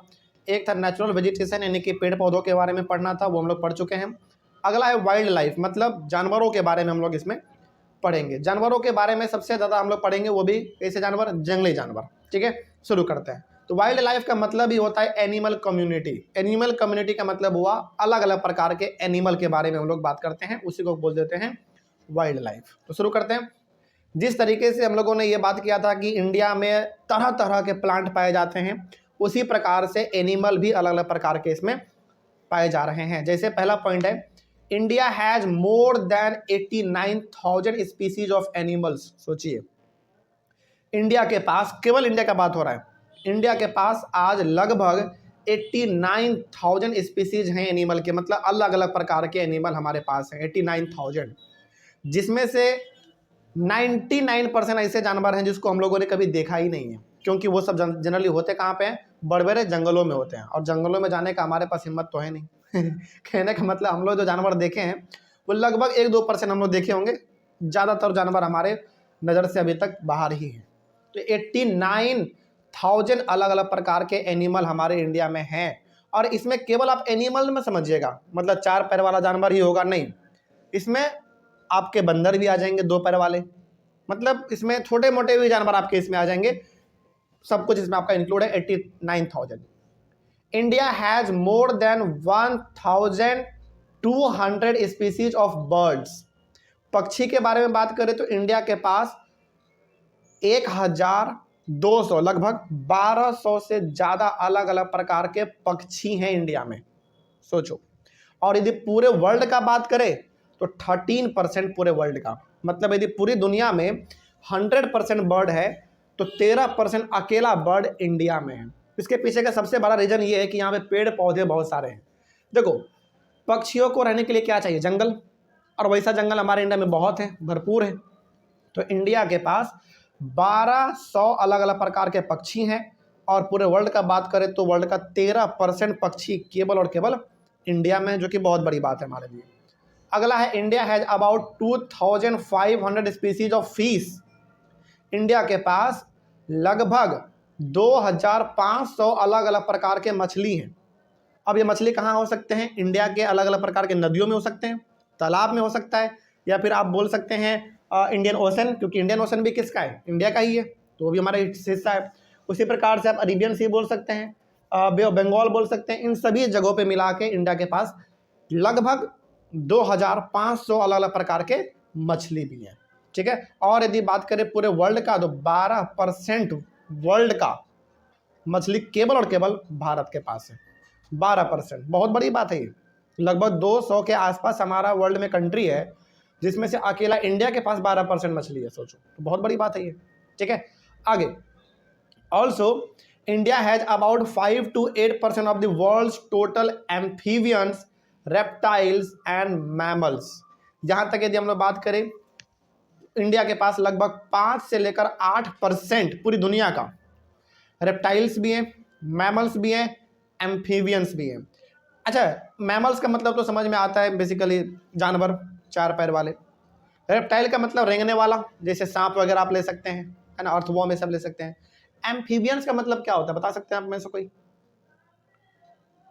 एम्फीबियंस का मतलब जो पानी में भी रहते हैं और जमीन पे भी रहते हैं, है ना, इसको हम लोग कहते हैं एम्फीबियंस, शायद इसी को कहते हैं। ठीक है, तो इस प्रकार का इंडिया के पास 5 से 8% है पूरी दुनिया का। मोटा मोटी आप कह सकते हैं इन 3-4 पॉइंट को पढ़ने के बाद कि इंडिया के पास एनिमल का कोई कमी नहीं है, बहुत सारे हैं। ठीक है, आगे उसके बाद है, elephants are found in the forest of Assam, Karnataka and Kerala. बात करें केवल एलिफेंट के बारे में, हाथी के बारे में, हालांकि ध्यान रखिएगा एलिफेंट हमारे पूरे इंडिया में लगभग हर जगह पर है, लेकिन यहाँ पे बात हो रहा है कि सबसे ज़्यादा कहाँ पाया जाएगा। तो एलिफेंट सबसे ज़्यादा पाया जाएगा असम में, मतलब असम के जंगलों में, कर्नाटक के जंगलों में और केरल के जंगलों में। ठीक है। उसके बाद बात करें वन हॉर्न राइनोसोर्स का, यानी कि वैसा वाला राइनोसोर जिसका एक सींग होता है, बड़ा रेयर होता है ये, है कि नहीं। मतलब ऐसा राइनोसोर जिसका एक ही सींग होता है आगे फ्रंट वाले हिस्से पे, वो पाया जाता है। और found in swampy and marshy lands of Assam and West Bengal. इस प्रकार का जो राइनोसोर होता है वो जनरली दलदल वाले मिट्टी में पाया जाता है। कभी आप लोगों ने देखा होगा, या फिर पटना के जू में हम लोग जब जाते हैं तो देखे होंगे आप लोग, गेंडा वगैरह जो है ज़्यादातर कीचड़ में रहना पसंद करता है। वही बात यहाँ पे भी है। तो ये कहाँ पे पाया जाएगा? असम में, वेस्ट बंगाल में, इन सभी जगह पे जो दलदल वाला जगह होता है, कीचड़ वगैरह वाला, वहाँ पे आपको एक सींग वाला डायनासोर दिख जाता है। फिर बात करें वाइल्ड एस के बारे में, यानी कि जंगली गधा के बारे में, एंड और कैमल के बारे में, तो ये पाया जाएगा और found in the Rann of Kutch and the Thar desert, यानी कि ये राजस्थान वाले साइड में ज़्यादातर ये आपको दिख जाता है, वेस्ट साइड में, इंडिया के वेस्ट साइड में, गुजरात हो गया, उसके बाद फिर आपका ये राजस्थान हो गया, है ना, गुजरात, राजस्थान, इन सभी जगहों पर आपको वाइल्ड एस और कैमल ज़्यादा देखने को मिलते हैं। उसके बाद है इंडियन बेसन नीलगाई। नीलगाई का मतलब होता है ब्लू बुल। उसके बाद है चौसिंघा, जिसको हम लोग फोर हॉर्न एंटीलोप बोलते हैं। उसके बाद है gazelle and different species of deer are some other animals found in India. कहने का मतलब ये भी कुछ अलग अलग प्रकार के एनिमल हैं हमारे पास, जो कि इंडिया के अलग अलग जगहों पर पाया जाता है। ठीक है। Several species of monkeys are also found in India. अच्छा, जनरली ना हम लोग क्या देखते हैं, बंदर देखते हैं और हर प्रकार के बंदर को हम लोग सिंपली मंकी बोल देते हैं, लेकिन नहीं, मंकी भी अलग अलग प्रकार का होता है, ध्यान रखिएगा। जैसे एग्जांपल आपको बताते हैं, मान लीजिए सपोज करिए कि यदि हमारे बिहार में मंकी है तो वो अलग प्रकार का मंकी है। उसी प्रकार से यदि आप चले जाओगे नॉर्थ इंडिया, जैसे जम्मू कश्मीर हो गया आपका, जो नॉर्थ इंडिया वाला है, वहाँ का मंकी अलग रहेगा। हालांकि है मंकी ही, सब वैसा ही रहता है, लेकिन उसके टाइप भी अलग अलग होते हैं। तो इंडिया में मंकी भी अलग अलग प्रकार के, मतलब बंदर भी अलग अलग प्रकार के हैं। India is the only country in the world that has both tigers and Lions. आपको लग रहा होगा सर इसमें कौन सा बड़ा बात है, मतलब इंडिया पूरी दुनिया का इकलौता ऐसा कंट्री है जिसके पास दोनों है, टाइगर और लायन। क्या लगता है आपको ये आम बात है? नहीं, बहुत सारे कंट्री तो ऐसे हैं जिनके पास लायन तो है लेकिन टाइगर नहीं है, या फिर टाइगर है तो लायन नहीं है, या फिर बहुत सारे कंट्री ऐसे जिनके पास कुछ भी नहीं है। तो इंडिया हमारा बड़ा भाग्यशाली कंट्री है, ऐसा कंट्री है जिसके पास दोनों चीज़ है, टाइगर भी है और लायन भी है। हालांकि हाँ, इसका संख्या धीरे धीरे घट रहा है, वो सही बात है, लेकिन है अभी फिलहाल दोनों हमारे पास, टाइगर और लायन दोनों है। The natural habitat of lion is the Gir forest in Gujarat. जैसे एग्जाम्पल के तौर पर यदि हम लोग बात करें तो इंडिया में सबसे ज़्यादा यदि आपको लायन पाया जाता है कहाँ पे, तो गुजरात में जंगल है, गिर फॉरेस्ट, बहुत बड़ा जंगल है, बहुत फेमस भी है। यहाँ पे लायन सबसे ज़्यादा पाया जाता है और नेचुरली पाया जाता है, मतलब बहुत खुला वाला इलाका है, जंगल टाइप इलाका है, एकदम मस्ती से इसमें लायन हमारे रहते हैं। टाइगर्स, मतलब यहाँ देखो, अब ये मत समझना कि लायन केवल और केवल गुजरात में ही पाया जाता है, नहीं, हर जगह पाया जा रहा है, लेकिन सबसे ज़्यादा कहाँ पे? गुजरात के गिर फॉरेस्ट में। आगे उसके बाद tigers are found in the forest of Madhya Pradesh, the Sundarbans of west Bengal and the Himalayan region. बात करें हम लोग टाइगर का, तो टाइगर हमारे इंडिया में पाया जाएगा मध्य प्रदेश के जंगलों में। मध्य प्रदेश एकदम पूरा जंगली इलाका है, मतलब वहाँ पे जंगल बहुत है मध्य प्रदेश में। उसके बाद वेस्ट बंगाल के सुंदरबन में, उसके बाद फिर आपका हिमालयन रीजन में। हिमालयन रीजन का मतलब हो गया सिंपल सा थोड़ा बहुत आपके नेपाल के साइड, ठीक है, मतलब नेपाल और इंडिया का जो बॉर्डर है उसके आसपास, क्योंकि उसी के आसपास हमारा हिमालय भी है। उसके बाद बात करें yak, wild ox, wild sheep, wild ass and the Tibetan antelope are found in Ladakh. ये जो हैं जैसे याक हो गया, wild ox, wild sheep, wild ass और तिब्बतन एंटीलोप, ये सब जनरली आपको देखने को मिलेगा लद्दाख में, ठीक है, क्योंकि इन सभी को चाहिए थोड़ा बहुत ठंडा क्लाइमेट रहने के लिए, थोड़ा ठंडा वाला मौसम रहे तो ये लोग अच्छी तरीके से ग्रो कर पाते हैं, तो ये लद्दाख में ज़्यादा देखने को मिल जाते हैं। उसके बाद है turtles, crocodiles and gharials are found in the rivers, lakes and coastal areas. बात करें टर्टल का, क्रोकोडाइल का, घड़ियाल का, तो ये सब ज़्यादातर आपको मिल जाएगा नदी में, लेक में, कोस्टल एरिया मतलब समुद्र के बगल वाले इलाके में मिल जाएगा, क्योंकि ये सबको पानी बहुत प्यारा होता है, तो जनरली ये लोग वहीं पे देखने को मिलेंगे जहाँ पे पानी ज़्यादा होता है। अगला है पिकॉक्स, पीजेंट्स, उसके बाद ducks, parakeets, cranes and pigeons are some of the birds found in large numbers in India. इसमें से जो पक्षी हमने अभी आपके सामने बोले, पिकॉक्स, पीजेंट्स, फिर से डक्स, पैराकिट्स, क्रेन्स, पीजेंट्स, ये अलग अलग प्रकार के पक्षी भी इंडिया में अलग अलग जगहों पर पाया जाता है। अच्छा, इसमें ना एक बड़ा विचित्र चीज़ है, थोड़ा सा समय लेके आपको बताना चाहेंगे। आपको जानकर बड़ी हैरानी होगी कि इंडिया में हर साल लाखों के संख्या में पक्षी फॉरेन कंट्री से आते हैं और फिर दोबारा वापस भी चले जाते हैं। ये होता है वहाँ के क्लाइमेट के बदलाव होने की वजह से। जैसे एग्जांपल के तौर पे आपको हम बताते हैं, जैसे अभी के समय की यदि हम लोग बात करें तो अभी के समय में जो रसिया है, मतलब कि जो आपका नॉर्थ में पड़ता है, जैसे अभी के समय में आप रसिया ले सकते हैं, उसी प्रकार से आप इसमें अभी ले सकते हैं ग्रीनलैंड, फिर से कनाडा। ये सब कंट्री अभी के समय में ना बहुत ज़्यादा ठंडा है, तो वहाँ का पक्षी ठंडा को उतना बर्दाश्त नहीं कर पाता है, तो वो लोग उड़ के कहाँ जाता है, इंडिया आ जाता है। अब आपके मन में सवाल होगा कि सर इंडिया में भी तो भी जाड़ा है, लेकिन ये जाड़ा ना रसिया के जाड़ा के मुकाबले कुछ नहीं है। मतलब अभी हमारे जैसे अभी के हिसाब से देखा जाए तो इंडिया का टेम्परेचर कितना है, लगभग 11-12 चल रहा है अभी, हार्डली अभी सबसे मैक्सिमम 11-12 डिग्री सेल्सियस चल रहा है। ये टेम्परेचर रसिया के लोगों के लिए कुछ नहीं है। वो लोग यदि यहाँ पे आएंगे ना तो नॉर्मली शर्ट पैंट पे चल सकते हैं वो लोग, क्योंकि उन लोगों को इससे ज़्यादा ठंडा का बर्दाश्त करने की क्षमता है। तो बस ये हम टॉपिक पे आते हैं, ये समझाना चाह रहे हैं कि मौसम के हिसाब से अलग अलग कंट्री के पक्षी कंट्री को छोड़ देते हैं, फिर दोबारा जब वहाँ का मौसम नॉर्मल हो जाता है दोबारा उड़ के चले जाते हैं। अच्छा, क्या इंडिया का पक्षी कहीं और नहीं जाता होगा? जाता है, इंडिया का भी पक्षी जाता है। जैसे इंडिया का पक्षी बांग्लादेश चल जाएगा, पाकिस्तान चल जाएगा, श्रीलंका चल जाएगा, नेपाल चल जाएगा, जाता ही है मौसम के हिसाब से। दोबारा मौसम नॉर्मल हो जाएगा, उसके रहने के लायक हो जाएगा, दोबारा वो आ जाएगा। तो ये मूवमेंट चलता रहता है। ठीक है, आगे उसके बाद है every species has a role to play in the ecosystem. अब देखो, हालांकि ये सही बात है कि धीरे धीरे पक्षियों का संख्या हो, मतलब पक्षियों का प्रजाति हो, चाहे एनिमल का प्रजाति हो, चाहे मछली का प्रजाति हो, धीरे धीरे खत्म हो रहा है। जैसे एग्जाम्पल के तौर पे हम लोग यदि बात करें तो आज के ज़माने में डायनासोर नहीं है हमारे पास। उसके बाद फिर एक और पक्षी हुआ करता था हमारे पास, डोडो नाम का, वो भी आज हमारे पास नहीं है। तो कहने का मतलब धीरे धीरे हर चीज़ों का संख्या घट रहा है।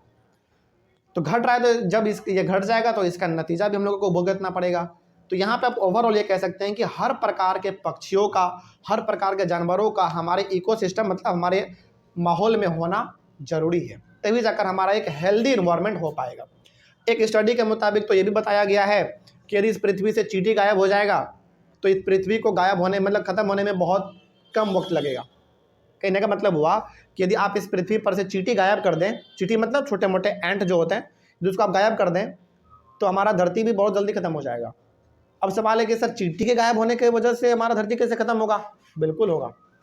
चींटी बहुत अच्छा काम करता है किसी भी चीज़ को डिकम्पोज करने में, किसी भी चीज़ को सड़ाने में, गलाने में। समझ में आ रही है बात? जैसे एग्जाम्पल के तौर पे आप इसको ऐसे समझिए, जंगलों में जब कोई जानवर मरता है 4-5 दिन के बाद वो अचानक वहाँ से गायब हो जाता है।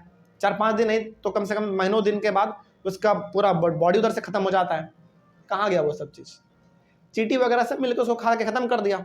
यदि वो नहीं रहता तो आज आप किसी भी जंगल में जाते और जंगल बड़ा बदबूदार महकता है क्या? आज नहीं महकता, क्योंकि वो सब डिकम्पोज करने का काम करता है। तो कहने का मतलब हर प्रकार की चीज़ों का हमारे इन्वायरमेंट में होना जरूरी है, वो भी सही मात्रा में। ठीक है, वही बात यहाँ पे लिखा हुआ था। Hence conservation is essential. तो हम लोग कह सकते हैं कि कंजर्वेशन बड़ा जरूरी है, मतलब किसी भी चीज़ को बचा के रखना बहुत जरूरी है, चाहे वो प्लांट हो चाहे एनिमल हो, सबको बचा के रखिए आने वाले समय के लिए। उसके बाद है due to excessive exploitation of the plants and animals by human beings the ecosystem has been disturbed. लेकिन हम लोग क्या कर रहे हैं? हम लोग अपने हिसाब से प्लांट का, एनिमल का गलत तरीके से इस्तेमाल कर रहे हैं। गलत तरीके से इस्तेमाल करने का मतलब हुआ प्लांट को अंधाधुंध काट रहे हैं, एनिमल जो खत्म होने के कगार पे है उसको बचाने के बजाय उसी को नष्ट करने के पीछे पड़े हुए हैं। ऐसा नहीं करना चाहिए। तो कहने का मतलब यहाँ पे साफ ये है कि हम ह्यूमन बींग ही वो हैं जो इन सभी को ख़त्म करने का जिम्मेदारी ले लिया है, जो कि नहीं करना चाहिए। ऐसा इकोसिस्टम इससे डिस्टर्ब होता है, कहीं ना कहीं इसका भुगतना हम इन लोगों को नतीजा पड़ेगा। अगला है point, about 1300 plant species are endangered and 20 species are extinct. सोचो, बहुत ही खतरनाक बात यहाँ पे लिखा हुआ है। आज इंडिया में लगभग आज 1300 प्लांट जो है वो इंडेंजर्ड स्पीसीज हैं। इंडेंजर्ड का मतलब हुआ कि आज इंडिया में 1300 ऐसे प्लांट हैं जो खत्म होने के कगार पे है। खत्म हुआ नहीं है, खत्म होने के कगार पे है। सोचो, मतलब यदि इस प्रकार के प्लांट को नहीं बचाया गया तो एक समय में वो खत्म हो जाएगा। 1300 प्लांट, सोचो, एक दो नहीं, 1300, और जिसमें से 20 तो ऐसे हैं जो पूरी तरीके से खत्म ही हो चुके हैं। एक्सटेंट का मतलब पूरी तरीके से खत्म हो चुके हैं। तो आने वाले समय में ये संख्या और बढ़ेगा। तो इन सभी को बचाने के लिए, मतलब बचाने का बहुत ज़्यादा जरूरत है। Few animal species are also endangered and some have become extinct. कुछ एनिमल भी ऐसे हैं जो खत्म होने के कगार पे हैं, मतलब खत्म हो जाएगा यदि उनको नहीं बचाया जाएगा तो। और कुछ तो ऐसे एनिमल है जो पूरी तरीके से खत्म ही हो गए हैं। ठीक है, चलिए आगे बात करते हैं। उसके बाद है the main cause behind the destruction of plant and animal species are. अब सवाल है कि सर आखिर इतने बड़े लेवल पे प्लांट एनिमल गायब हो रहे हैं, खत्म होने के कगार पे है, तो इसके पीछे का रीजन क्या है? क्या अपने आप खत्म हो जा रहे हैं? नहीं, कुछ तो रीजन होगा, वही रीजन पढ़ते हैं। पहला रीजन है hunting of animal bye hunters. पहला है शिकार करने वाले लोग अंधाधुंध तरीके से एनिमल का शिकार कर रहे हैं। हालांकि आज के ज़माने में क्या है, सरकार बहुत ज़्यादा इस चीज़ को लेकर सतर्क है। अलग अलग प्रकार के नियम कानून भी है। जंगल को नहीं काटना है, पेड़ पौधों को नहीं नुकसान पहुंचाना है, जानवरों को नहीं मारना है। लेकिन बहुत सारे लोग आज भी जंगलों में चोरी छुपे घुस जाते हैं और जानवरों का शिकार कर लेते हैं, मार देते हैं, उनके बॉडी पार्ट्स को मार्केट में जाके बेच देते हैं प्रॉफिट कमाने के लालच में। तो ये चीज़ कहीं ना कहीं रोकना पड़ेगा। ठीक है, तो पहला नुकसान जो हो रहा है हमारे एनवायरनमेंट को, वो हो रहा है जानवरों का शिकार करने की वजह से। तो इसको रोकने की जरूरत है। दूसरा है pollution due to chemical and industrial waste. देखो, पॉल्यूशन का जो नुकसान होता है, पॉल्यूशन से वो केवल ह्यूमन बींग पे नहीं होता है, एनिमल पे भी होता है, प्लांट पे भी होता है। समझ में आ रही है बात? तो पॉल्यूशन भी एक बहुत बड़ा रोल प्ले करता है हमारे एनवायरनमेंट को खराब करने में, एनिमल को भी और प्लांट दोनों को। इस पे भी कंट्रोल करने की जरूरत है। अगला है deposition of acid by industry. बहुत बड़े बड़े इंडस्ट्री हैं जो कि सिंपल सा अपने इंडस्ट्री के एसिड को ऐसे ही कहीं भी बहा दे रहे हैं, नदी में, नाले में, समुद्र में, ऐसे ही बहा दे रहे हैं। तो वहाँ पे क्या हो रहा है, जैसे मान लीजिए कोई इंडस्ट्री है जो समुद्र के बगल में, एसिड वाला पानी है, काम करके बचा, उसको बिना ट्रीटमेंट किए सीधे समुद्र में बहा दे रहे हैं। इससे क्या होगा, एक्वेटिक एनिमल को नुकसान पहुँचेगा। समझ आ रही है बात? तो इससे फिश का जो स्पीसीज है वो घट जाएगा। तो ऐसा नहीं करना चाहिए। अगला है cutting of forest in large number. ये तो खैर लंबे समय से चलता आ रहा है और आज भी चल रहा है। मतलब कि सरकार अपने ज़रूरत के लिए क्या करती है, बड़े लेवल पे जंगलों को काट दे रही हैं। वो जंगल हो सकता है रोड बनाने के लिए काट रही हो, या फिर बीच से रेलवे लाइन गुजारना हो, या फिर हाईवे बनाना हो, कुछ भी करना हो, तो जंगल भी बड़े लेवल पे कट रहा है। तो ये सब ऐसे कुछ कारण हैं जिसके वजह से हमारा एनिमल और प्लांट दोनों खत्म होने के कगार पे पहुंच रहा है। अगला है, अब सवाल है कि इन सबको बचाया कैसे जाए। केवल बुराई करने से तो नहीं होगा, इसके बारे में सोचना भी पड़ेगा कि कैसे बचाना है। तो to protect the flora and fauna, यानी कि प्लांट और एनिमल को जब आपको बचाना है तो the government has taken many steps. तो बचाने के लिए ऐसा नहीं है कि सरकार कदम नहीं उठा रही है और समय समय पर इसमें इम्प्रूवमेंट भी सरकार कर रही है। तो उसके बारे में कुछ हम लोग पॉइंट देख लेते हैं। पहला है 14 biosphere reserves have been set up in the country to protect flora and fauna. यानी कि 14 ऐसे अलग अलग प्रकार के बायोस्फीयर रिजर्व बना दिए गए हैं। बायोस्फीयर रिजर्व का मतलब हुआ 14 ऐसे बड़े बड़े जगह को प्रोटेक्ट कर दिया गया है पूरी तरीके से कि कोई भी आदमी उस जंगल में जाएगा नहीं, पेड़ को काटेगा नहीं, कोई भी जानवर को मारेगा नहीं। 14 ऐसे जगह हैं जिनको सरकार अपने नज़र में स्पेशल तरीके से रखे हुए हैं। हालांकि छोटा मोटा जगह तो है ही सरकार के नज़र में, लेकिन 14 ऐसे जगह हैं जो बहुत बड़े बड़े जगह हैं, बड़े बड़े जंगल, उसको सरकार अपने स्पेशल कंट्रोल में रखे हुए हैं। समझ में आ रही बात? और उसमें अलग अलग प्रकार के फॉरेस्ट गार्ड हो गए, है ना, सब निगरानी उसमें चलता रहता है।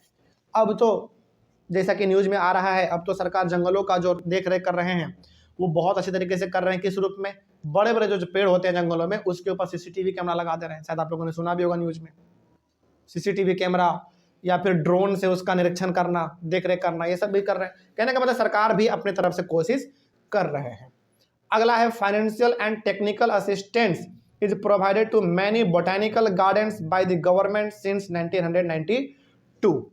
फाइनेंशियल और टेक्निकल, इसका मतलब हुआ बहुत सारे अलग अलग सिटीज में अब आप देख पा रहे होंगे कि जू बन रहे हैं। एग्जाम्पल आपका सबसे अच्छा लेते हैं हम लोग अपना पटना का जू। पटना का जू क्या लगता है आपको कि केवल और केवल इसको मतलब लोग आएंगे देखने के लिए बनाया गया? बस नहीं, पटना का जू दो चीजों के लिए फेमस है। पहला, अच्छा आपने कभी गौर किया है कि पटना का जू इसी जगह पर क्यों है? कहीं और भी हो सकता था ना, इसी जगह पर क्यों है? इसलिए है क्योंकि ये इलाका बहुत ही हाईटेक इलाका है। जितना गाड़ी पटना में आपको इस इलाका में दिखता है, बेली रोड हो गया आपका, फिर से दानापुर वाला रोड हो गया, सगुना मोड़ हो गया, गोला रोड हो गया, फिर से पटना स्टेशन हो गया, राजेंद्र नगर हो गया, पटना सिटी हो गया, ये सब इलाका ना बहुत हाईटेक इलाका है। और एक तरीके से आप थोड़ा ऐसे भी देखोगे, मतलब थोड़ा पॉलिटिक्स के हिसाब से देखोगे तो जितने भी बिहार के मेन ऑफिस हैं सब इसी इलाका में है। गाड़ी भी सबसे ज़्यादा इसी इलाका में चलता है। तो बताओ, पोल्यूशन को कंट्रोल करने का जिम्मेदारी भी किस इलाका का होना चाहिए? इसी इलाका का होना चाहिए। तो इस इलाका में कोई तो एक ऐसा जगह हो ना जहां पे आदमी आके एकदम फ्रेश सांस ले सके, घूम सके, तो उसके लिए आपका पटना जू है। तो पटना जू पहला बात आपके पोल्यूशन को कंट्रोल करने के लिए है, इस हाईटेक इलाका का पहला। और दूसरा चीज है कि आपका प्लांट स्पीसीज, एनिमल स्पीसीज बचा रहे, उस चीज के लिए भी है। समझ में आ रही है बात?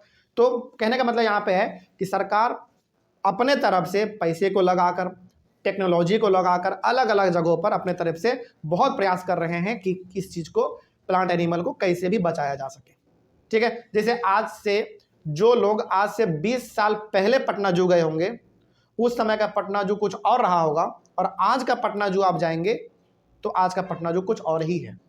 मतलब बहुत सारा नया नया चीज़ इसमें इंक्लूड हुआ है। सीसीटीवी कैमरा लगा है, माइक लगा है, साउंड बॉक्स लगा है ना, पेट्रोलिंग करने का सिस्टम बदल गया है, सब कुछ इसमें अलग अलग है। और ये सब हुआ है कब? सबसे ज़्यादा 1992 के बाद से हुआ है। सरकार का इस पर ध्यान ज़्यादा गया। अगला है project tiger, project rhino, project great Indian bustard and many other eco developmental projects have been introduced. जैसे इसमें देखो, प्रोजेक्ट टाइगर का मतलब वो टाइगर को बचाने के लिए स्पेशल प्रकार का प्रोग्राम चलाया गया सरकार के द्वारा। प्रोजेक्ट राइनो का मतलब हो गया राइनोसोरस को बचाने के लिए अलग प्रकार का प्रोजेक्ट चलाया गया सरकार के द्वारा, है ना।